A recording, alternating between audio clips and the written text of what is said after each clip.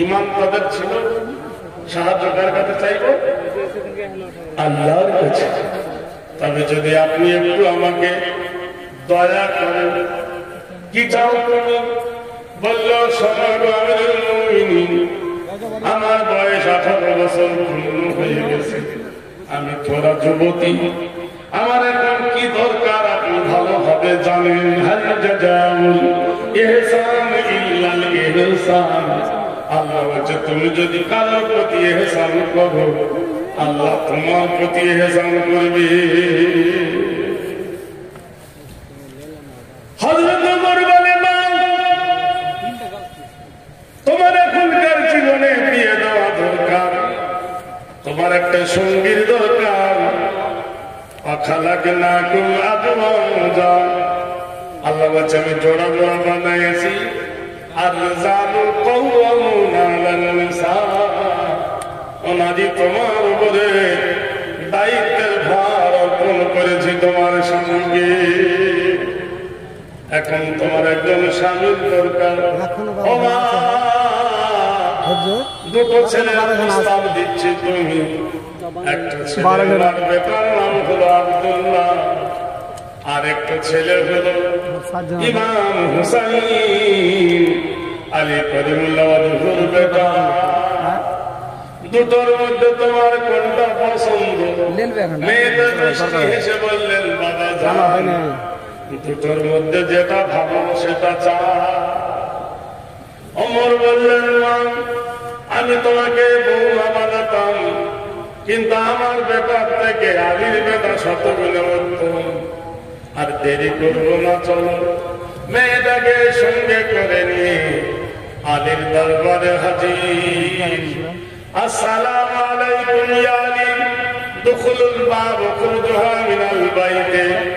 আলী, আল্লাহর রহমত তোমার উপর বর্ষণ হোক, দরজা খোলো।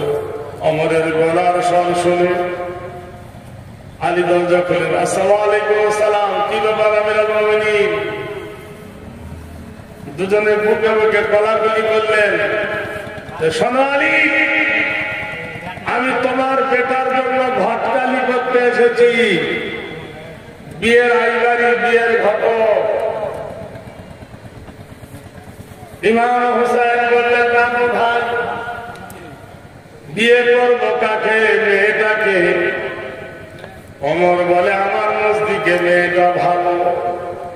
ইমাম হুসাইন বললেন, নানু ভাই, তুমি ভালো হলে হবে না, বিয়ে তো তুমি করবে না, বিয়ে করবো আমি। মনের মতো বিবি না হলে বিয়ে করা যাবে না।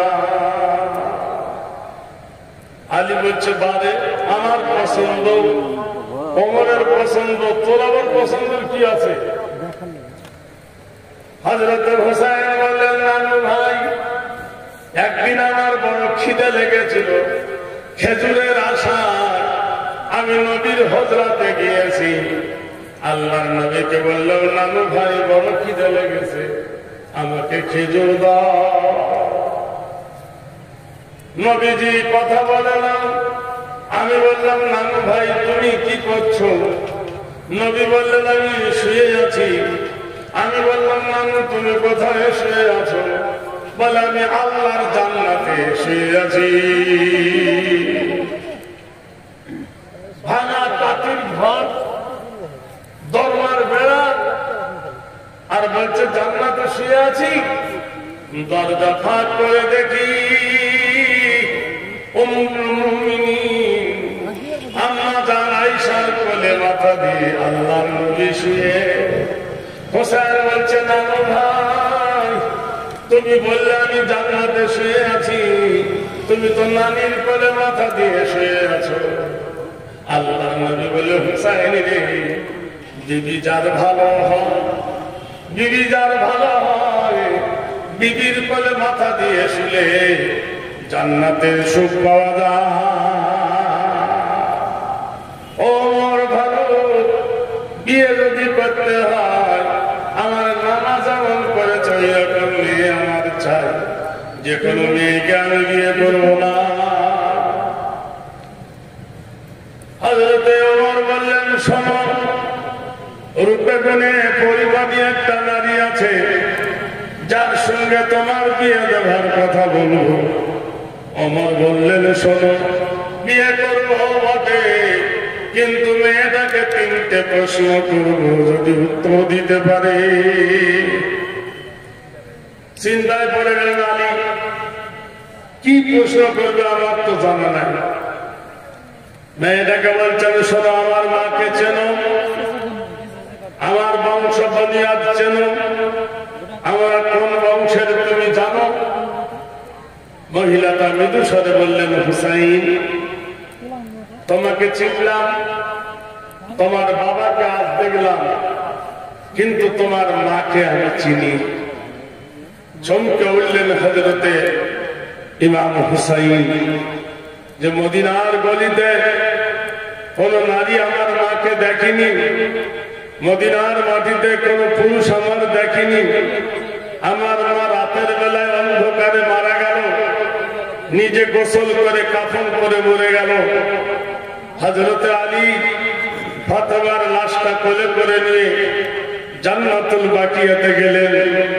কবর যিনি কেটেছিলেন আবু যার গাফফারি, হযরতে আবু বকর, হাসান, হুসাইন আর আলী আর আবু যার গাফফারি, এই কয়জন মিলে ফাতেমার কবর দিয়ে দিলেন।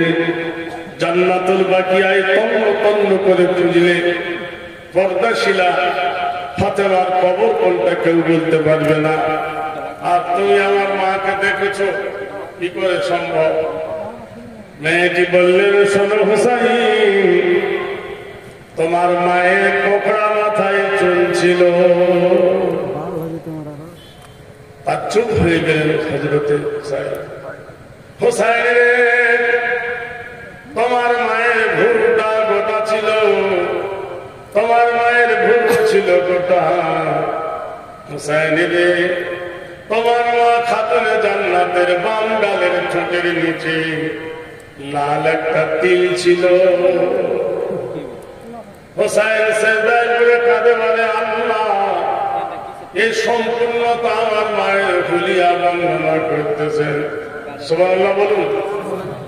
আরে ভাই, 500 টাকা দিতে যদি না পারি, 100 টাকার দাতা একজন কেউ দিতে পারবেন না? 100 টাকা আল্লাহর কোন একজন বান্দা, হ্যাঁ দেখি, আল্লাহর কোন একজন বান্দা 100 টাকা একজন দিন দেখি। আল্লাহ তোমার তামান্না পূর্ণ করুন।